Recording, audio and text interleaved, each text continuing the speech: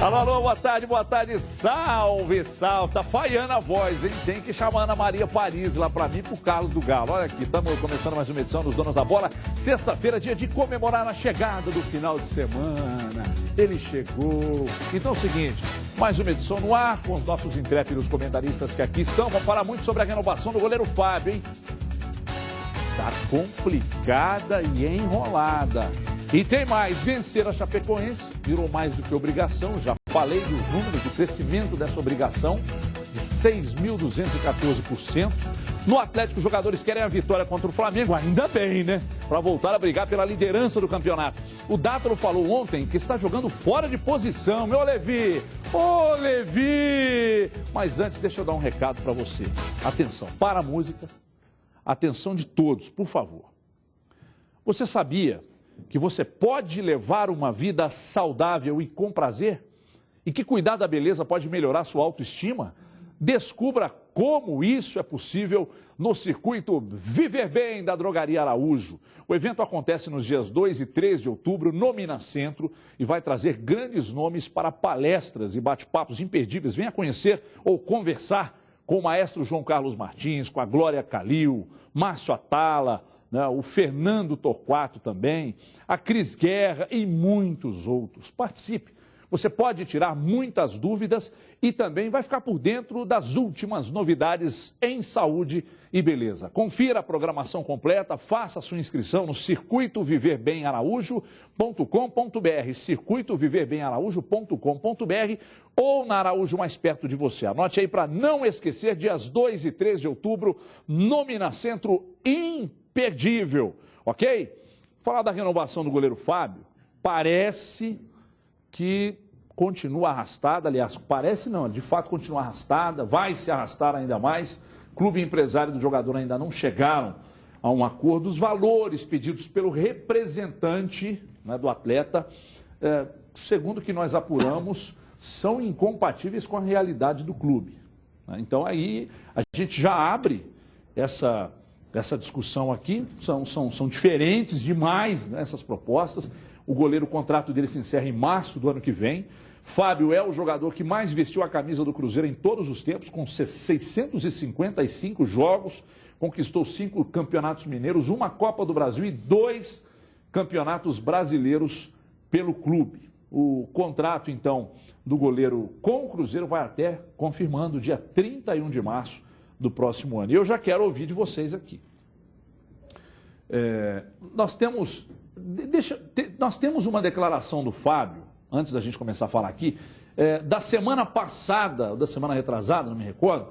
Vamos ouvir o que ele disse. Semana passada, então, confirmando aqui, vamos ver o que ele disse. Veja aí. Eles se acertaram lá para fazer essa reunião e vamos esperar aí para ver o que vai acontecer aí de novo, né? Dentro do que a gente já conversou. Tudo tem o tempo certo, né? E na minha vida sempre foi dessa forma. Eu já demonstrei a minha identificação com o Cruzeiro, o meu interesse de permanecer no Cruzeiro, só que chega algumas coisas que eu não posso decidir, porque são coisas que o presidente tem que decidir, tem que sentar, conversar. Eu nunca tive problema nenhum em renovação de contrato e não vejo que vai ter ainda, mesmo que já demorou bastante aí esse assunto. Mas eu acho que na forma certa aí, estou orando bastante aí para Deus abrir aí os melhores caminhos aí para que as coisas fluam de uma forma mais natural possível. Tem um amigo meu que ele fez um estudo sobre esse negócio de gestual. Eu não sei como é que chama, não. Linguagem corporal. Isso, muito bem. Quando o cara coça a cabeça, porque está incomodado. Então eu senti um certo incômodo do Fábio. Olha a cena, olha. Quando ele está incomodado. Eu quero perguntar a vocês aqui. Segundo a informação que obtivemos agora pela manhã, antes da chegada aqui, logo na chegada aqui na casa, é de que os valores são muito diferentes. Muito diferentes. Então, eu vou começar com você, Edmara. O que foi oferecido pelo Cruzeiro teria sido um valor excepcional, mas longe da realidade que atleta e empresário querem. Aí é o seguinte, de repente, o Eduardo trouxe uma informação há cerca de uns 30 dias aqui. Mais? Acho que os valores, mais de 30 dias, que os valores eram muito altos. 700 mil. Né? Inclusive, salário. Prontamente negado pelo próprio João, né, que é o empresário do Fábio. Mas o fato é que a coisa continua se arrastando. Você acha que deve renovar, abrir mão de repente, e falar, bom, vamos considerar a história do cara, o fato de ser ídolo aqui, etc., e renovar pagando o que ele quer? Ou coloca fim nessa negociação e dá oportunidade para o bom goleiro Rafael? Boa tarde. Boa tarde para todo mundo. Como é que você fala? Azedou a garapa? Azedou a garapa. Eu acho que azedou. E vou te dizer mais, eu acho que inviabilizar o clube por causa de um jogador acho que não é a perspectiva do futebol mesmo. E não é só isso, a gente sabe que quando você tem um jogador no grupo que ganha, né, muito mais do que os outros, você torna o grupo um grupo difícil de administrar também. Eu acho que ninguém pode ser maior do que a história do clube, do que aquilo que o clube faz. Outros goleiros importantes já passaram pelo Cruzeiro, tantos, né, que é tão difícil da gente definir na história. O Fábio é um ídolo, o Fábio é um ídolo, mas não dá para inviabilizar uma história em cima disso. Interessante, eu estou meio sem entender a situação, porque de conversar com todo mundo, a gente não tinha essa informação específica, que era alto, lógico, a pedida é alta, ele quer uma renovação de 3 anos, me parece. Isso. Mas que não era assim, estratosférico e que ia chegar a um acordo. Então, a gente achava que estava mais ou menos dentro de uns números reais.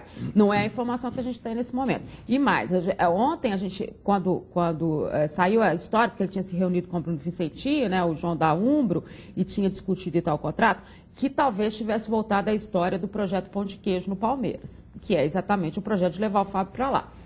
A gente conversando com um monte de gente, e à tarde eu vi uma entrevista do Praça, inclusive falando de uma proposta do Palmeiras para ele de 2 anos. Aí ele eu falei, sua cabeça também? Quem, o Praça? É. Não, foi pelo telefone, não deu para ver a cabeça. Mas assim... Não foi FaceTime? Não foi. Aí eu falei assim, bom, se eles fizeram uma proposta para o Praça, será que o Palmeiras ainda está...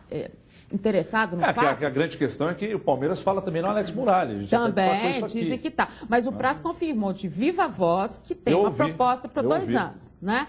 Então, será que tem esse projeto mesmo? Se fala do Fábio nos Estados Unidos, por esse montante, gente, eu acho muito estranho. Para que você pede tão alto? Fora de uma realidade que não dá nem para negociar, porque não tem vontade de ficar. Agora, tem um detalhe que também não chegou, ídolo, de que o Isaías Tinoco foi além do que deveria.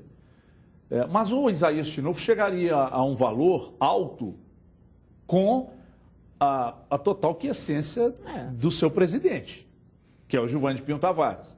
Então, digamos, e eu não sei o valor, e não sei mesmo, e acredito até que isso não deve ter vazado, que os valores, digamos que os valores sejam na casa de 500 mil, R$500 mil. Eu imagino que hoje o Bruno Vicentinho, por exemplo, que está chegando, deve pensar, poxa, 500 mil para um goleiro, eu pago 500 mil para um craque. É um salário de craque. E põe esse cara para rodar no meio. Você está falando de um atacante poderoso, um atacante, um armador. Porque 500 mil, convenhamos, é um salário excepcional. Eu não sei se é esse valor. Né? O que você acha, ídolo? Leva em consideração a história do cara no clube, o fato de ser ídolo, ou, Fábio, saudações, segue seu caminho, porque é importante destacar que o Rafael tem 26 anos, deve viver hoje sua melhor forma física e técnica, está no auge, e o Fábio já começa a cair numa situação de questionamento técnico, peso e idade. E aí, ídolo? Boa tarde. Boa tarde a todos. Eu acho que vale considerar a história sim, só que até certo ponto. Dentro de um bom senso, o futebol brasileiro precisa rever as suas questões financeiras, essas loucuras já deveriam ter parado de acontecer. São algumas coisas diferentes aí que a gente tem que pontuar.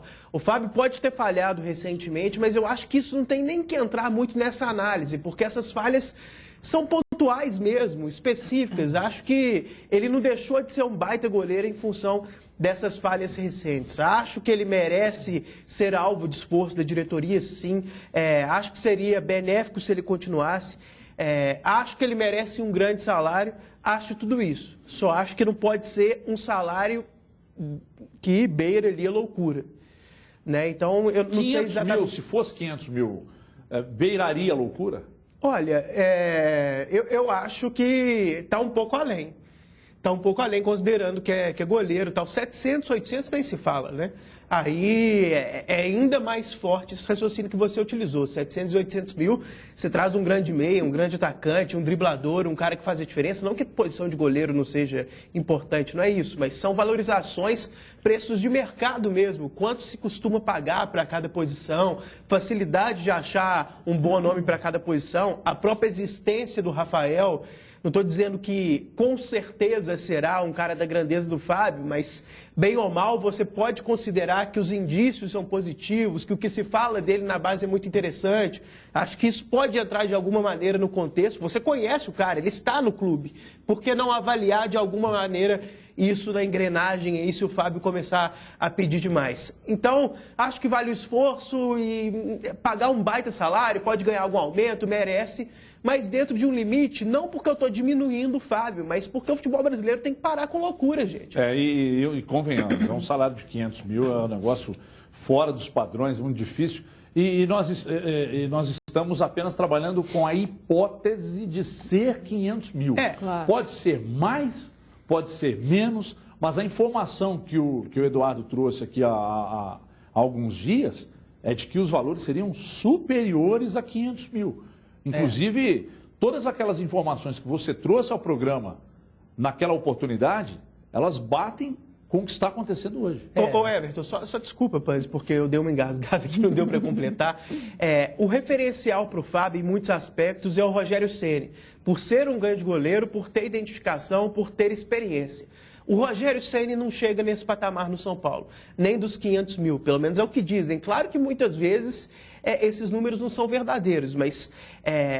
E até eu estou um tanto desatualizado, mas durante boa parte da carreira dele, já ídolo, já consagrado, já mais importante para o São Paulo do que o Fábio é para o Cruzeiro, talvez, porque o Rogério seria o maior nome da história do São Paulo.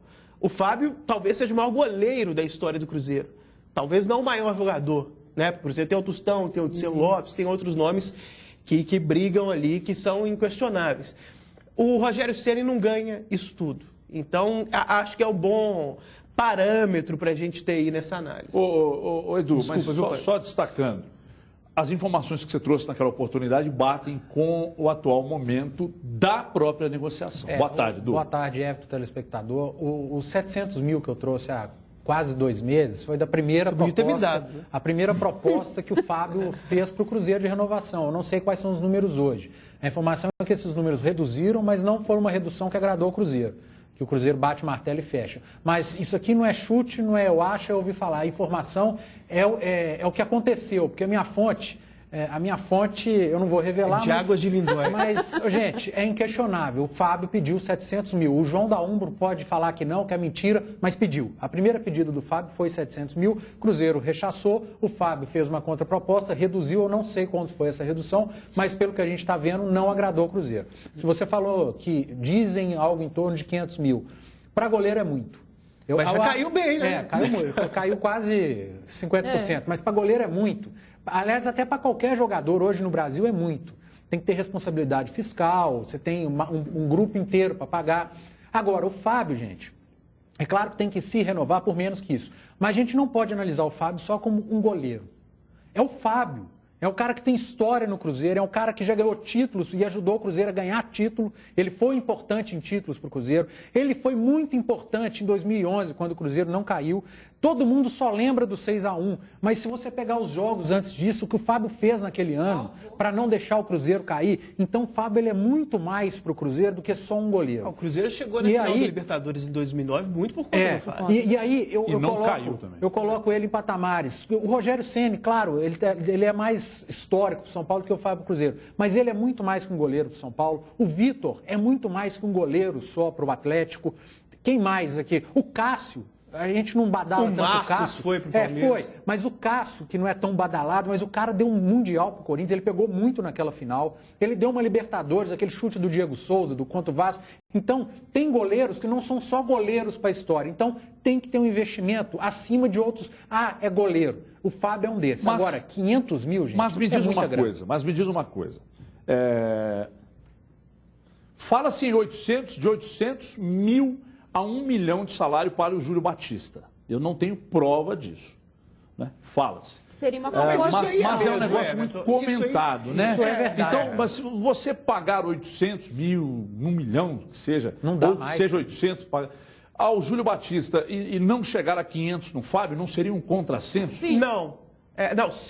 Sim, claro, mas não no sentido de justificar outra loucura em função de uma primeira. Você não pode cometer o segundo erro, porque errou uma vez. É claro que um contrassenso no sentido de, óbvio que faz muito mais sentido, seria um erro muito menor, pagar até 700 mil para o Fábio, que seja, do que 1 milhão para o Júlio Batista. Na comparação. Só que uma coisa não justifica a outra. Ô Everton, a gente entra num momento do futebol brasileiro em que algumas boas gestões começam a surgir. O Eduardo Bandeira de Melo no Flamengo começa a mudar uma história de um clube que vem mal administrado há muito tempo.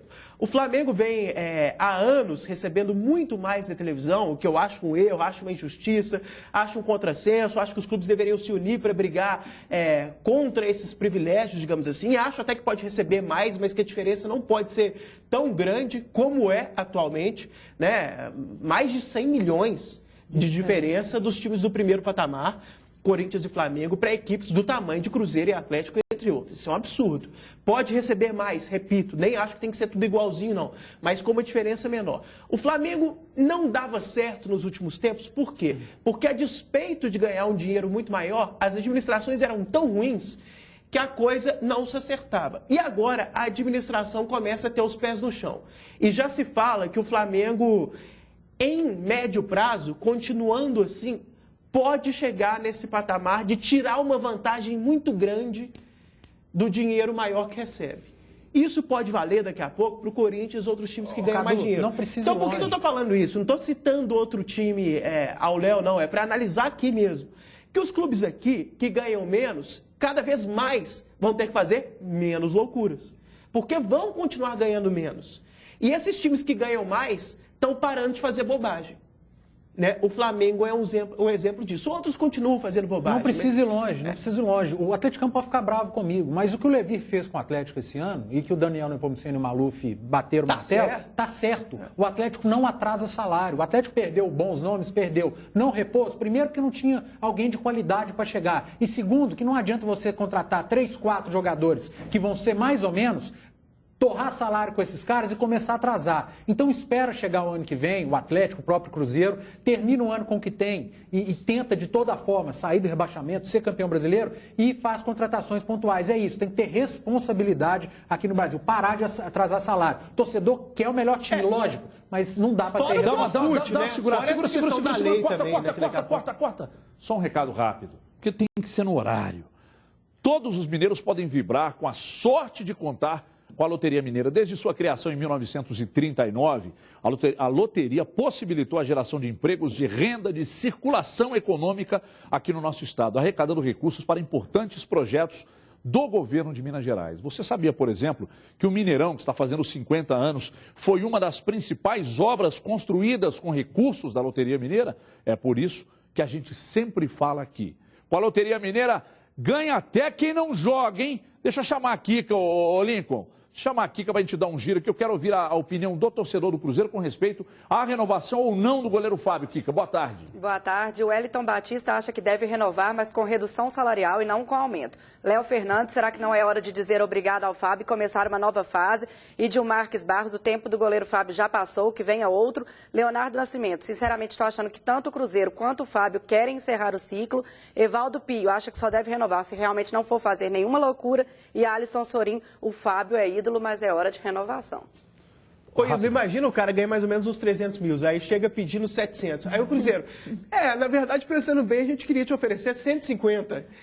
Não é nem não aceitar os 700 na hora. Pode falar que não, mas isso tudo está atrapalhando o Fábio dentro de campo. Não, eu também acho que não tem nenhuma. Você acha que tem? Eu acho que não tem relação. Está atrapalhando sim. Acho que não tem relação. Porque você não acha que o jogador ele não tem uma solução definida. Para onde é que ele vai? Mas foi ele que pediu. Ah, não, Everton, tem falhado. Eu acho que as coisas começam. Nos últimos meses ele tem tido muitas falhas que nunca teve. Ele sempre foi muito regular. Para mim, está atrapalhando o rendimento dele. Eu respeito a sua opinião, mas não vejo nenhuma relação. Nenhuma relação. Tomara que não, mas eu acho que sabe. Então, até porque, quando o salário está atrasado, tem um monte de time que se supera. Quando está em dia, você vê um monte de time, às vezes, o próprio Corinthians, recentemente. Então, o Corinthians é líder do campeonato. Não sei se eu vou continuar aqui, tudo bem. onde que eu vou. Isso é um exemplo que eu estou dando. Porque sem salário também, eu vou te contar, trabalhar sem receber é duro. Quer dizer, eu não sei, que aqui paga tudo. Olha aqui, Atlético quer vencer o Flamengo, ainda bem, graças a Deus, né? Para espantar os fantasmas do jogo contra o Santos. Eles continuam atormentando, hein? Nessa madrugada, então. E quem quer voltar à briga pelo título? Não é? O grande Diogo Ramalho conta a história desse jogo. Veja aí. A derrota para o Santos ainda tem reflexos por aqui. Ossos do ofício, às vésperas de um jogo, continuar dando explicações do outro. Ninguém gosta de vir na coletiva quando perde, né? E a forma que foi é difícil. No meu caso, fui dormir 4, 5 horas da manhã. A derrota dói, da forma que foi, dói mais ainda. Nada como o futebol para dar a chance de uma recuperação em poucos dias. Tá tudo bem, ninguém fala nada, isso é normal. Mas quando a gente joga mal, parece que é um caos. Domingo temos que jogar bem, temos que voltar a ser Atlético que vinha acostumando a jogar bem, que vamos sair desse jeito, jogando bem e conquistando novamente o torcedor. E para ajudar nesta tarefa, a equipe vai contar com reforço. Além de Marcos Rocha, Leandro Donizete, que foi liberado do treinamento devido ao nascimento do filho Luca, volta de suspensão, mas o time perde o meia Giovanni Augusto pelo mesmo motivo, terceiro cartão amarelo. Quem entrar diante do Flamengo terá a missão de ajudar o Galo a reconquistar algo que foi perdido. Jogar bem para botar aquela confiança que a gente vinha tendo e precisamos de um bom jogo para pegar confiança e daí ir até o final do campeonato bem, né? Até porque a preocupação agora não é só em alcançar o Corinthians. As equipes ali que estão no G4 ali até o 7º, se eu não me engano, são equipes que estão chegando. A gente pensa em título, mas também a obrigação nossa é o G4. Ainda a gente acredita e domingo temos mais uma final. Foi pertinente o Dátulo ter participado agora como último jogador nessa matéria, porque o Eduardo Panzi, que tem olhos de lince, enxerga além do que nós enxergamos. Onde Tandera. Você acha que... O Eduardo Panzi coçou o bigode. O seu amigo que estuda... Isso quer dizer o quê? Coçar o bigode. Coçar o bigode é um certo desconforto. Quando a pessoa coça o bigode. Pode ser pulga também. Pode ser. É porque a pessoa mal-humorada não lida bem com elogios. Você começou a elogiar e ele ficou incomodado. Você enxerga, né, além do que nós enxergamos. A má atuação do Dátulo lá na Vila Belmiro, você acha que tem alguma relação com o fato de o técnico Dorival Júnior ter indicado para o seu presidente, mesmo ele tendo renovado com o Atlético, o Dorival indicou, queremos o Dátulo aqui ano que vem. Será que ele jogou mal, já preocupado com isso, já que você vê essa relação em outros jogadores? Perguntar não ofende. Essa é uma pergunta idiota. Você tá como assim? Mas isso é agressivo. Assombrar o quê? Porco. O que é assombrar porco? Eu acho que você pegou um pouco pesado com o colega. Aqui, o Dátulo jogar mal porque o Dorival quer levar, e o Dorival vê aquele passe que ele deu, aquela entrega, e fala, não, esse aí eu não quero não, desisti. Não tem nada a ver. Você me agrediu. O Dátulo jogou mal porque ele já errou várias vezes igual ele errou. Essa pergunta surgiu de uma piada que eu fiz aqui fora do ar e ele foi e começou... um grande piadista, hein? E tem a conclusão se for ganhar a vida contando piada, nós estamos enrolados. Não, que isso? Ganha com a banda CDC, né? Cadu do Cavaco. Aí a Edmar ainda falou, se for assim, né, teve proposta do Inter, teve proposta do Chapecoense, porque ele entregou em outro jogo. Olha, eu vou dizer, vocês estão muito piadistas, você me agrediu, você não fala mais no programa. Dimara, você... É curioso, né? Os jogadores quererem a vitória diante do Flamengo. Curioso, é estranho isso. Eu adoro esse tipo de coisa no jornalismo esportivo, essa coisa é original. Muito querem a vitória. Eles não querem, tem que acontecer, não tem saída. Subiu né, pra quem na tabela. E ninguém entra em campo pensando em outra situação. Agora, quando o Dátulo fala ali de situações, de jogadores, parece que eles conversaram mesmo entre si, naquilo que a gente estava falando lá, de que haveria uma cobrança, né? E foi entre eles mesmos, que eles não procuraram nenhum específico, ou o Dátilo que errou o lance, ou fulano que não jogou. Porque, aliás, também se procurasse, não ia achar um que salvou, porque estava complicado naquele jogo. Então, a cobrança foi entre eles mesmos. E eles falaram muito da questão de humildade, que é uma coisa que o Everton falou aqui ontem, a questão da humildade.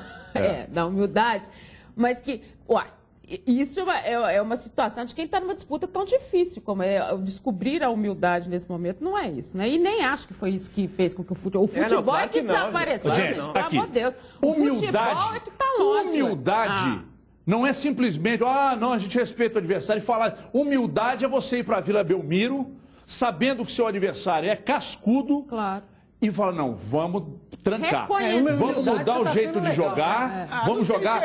Agora chega lá, é lógico, não. Humildade está sendo futebol. Isso não é humildade. Não. É falta de inteligência. Pois é, mas eu posso usar, né? Pode, claro. Eu posso usar o exemplo. exemplo. Eu acho que você está sendo bonzinho. Pois é. Porque, porra, você olha, tem que ter humildade. Não, é óbvio que tem que ter. Faltou inteligência. Só que você tem que ter humildade até para avaliar que seu adversário é cascudo jogando na Vila, precisa armar um esquema diferente. Se é um time que se defenda melhor e que saia com inteligência. É claro que tem que marcar melhor em jogos assim. Se a gente for pensar nesse segundo turno, talvez esse jogo Santos na Vila Belmiro seria um dos 3 jogos mais difíceis do Atlético no segundo turno. Sim. Era um jogo complicado mesmo. Grêmio, mas será que o Levi não viu isso? Calma, Everton. É claro que ele deveria ter marcado melhor, mas pode ter sido um erro de avaliação, no sentido do cara acreditar tanto no potencial do ataque do time dele, de chegar lá e querer um erro de avaliação que custou uma vitória, uma derrota cachapante. Claro, Everton. O Atlético errou, o Levi tem sua parcela de culpa, eu estou sendo crítico também. Eu só acho que, às vezes, o argumento não é que faltou humildade, foram outros erros. Não necessariamente faltar humildade. Às vezes ele queria marcar melhor e os jogadores não conseguiram entrar ali. E, na verdade, gente, a gente tem que ser claro. O Atlético tem problemas de marcação que transcendem uma partida somente. O Atlético tem essa característica de buscar sempre impor a sua maneira de jogar e não necessariamente jogar de acordo com o adversário. Dentro de casa, fora de casa, o Atlético não muda muito de acordo com as circunstâncias. Eu vou dar de novo esse exemplo porque para mim é muito emblemático. O Atlético, num clássico, com um jogador a mais, logo depois de ficar com um jogador a mais, naquele momento de baixa do time adversário, de motivação para si mesmo, estou com um jogador a mais, o Atlético tomou um contra-ataque do Cruzeiro com nenhum jogador na marcação. Aquele em que o Alisson errou e não tocou para o William. O Atlético é um time muito aberto. Estava com 2 volantes, estava com um jogador a mais, em um clássico, com um time extremamente aberto. Com o próprio Santos, Everton, em outro contexto, no primeiro turno, o Ricardo Oliveira pegou a bola no meio de campo, carregou até o gol do Vitor e fez. A gente não pode esquecer do primeiro turno. É uma característica do time. É uma coisa que tem que ser corrigida. O Atlético fez mas eu não sei se é arrogância. Mas tem que ser corrigida. Nós estamos falando isso aqui. Tem no mínimo 60 dias. Sim. A gente não Será que a gente enxerga, o torcedor enxerga e quem está lá não enxerga? A gente não pode passar a mão na cabeça do jogador. 4 jogadores no Atlético foram importantíssimos, se destacaram muito no primeiro turno, principalmente na primeira metade do primeiro turno. Gemerson, Carioca, Luan e Lucas Prato. Eles não estão rendendo, estavam rendendo. O Carioca caiu demais. Caíram demais, todos esses 4. Caíram muito. O Gemerson era o ponto de equilíbrio com o Leonardo Silva, que é bom em bola aérea, mas muito lento. O Gemerson tem errado. O Rafael Carioca, que a gente pedia aqui, nossa, esse jogador é seleção, tem que renovar o contrato.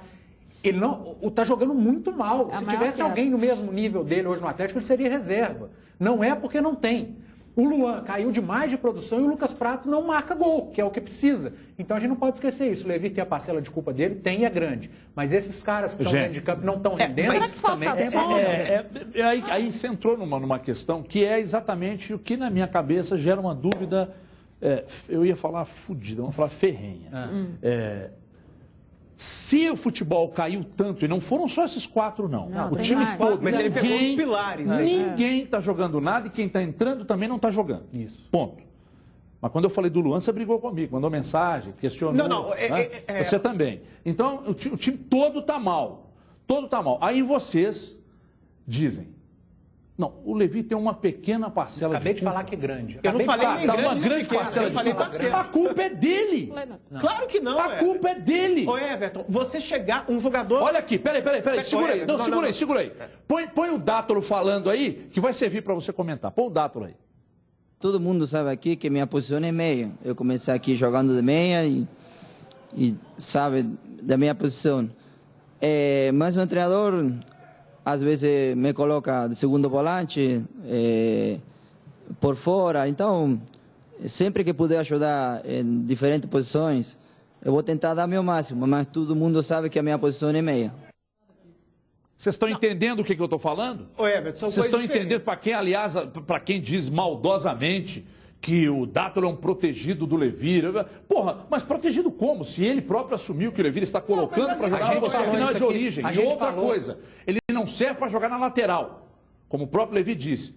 Mas para jogar improvisado em todas as outras posições. E antes dele dar essa entrevista, a gente falou isso aqui, a gente chegou a falar isso semana passada, que o Dátulo, além de não esconder do jogo, ele tem sido escalado em várias posições, muitas das vezes, a maioria, que não é dele. Não, dentro dessa linha, nós já colocamos isso aqui, especificamente, não estou nem falando como segundo volante, mas de jogar pelo lado, há muito tempo eu coloco isso, que nesse esquema, com 3 meias, os 2 de beirada, precisam de velocidade, então isso é um ponto. E quem escala o time? Eu concordo com você, calma, vamos chegar lá. É a parcela do Segundo ponto, eu acho que algumas pessoas colocam com maldade, sim, esse negócio de protegido do treinador, mas há pessoas que colocam isso com uma conotação não negativa, de simplesmente serem informados que eles se dão bem, que o Levir gosta do Dátulo, não tem problema nenhum.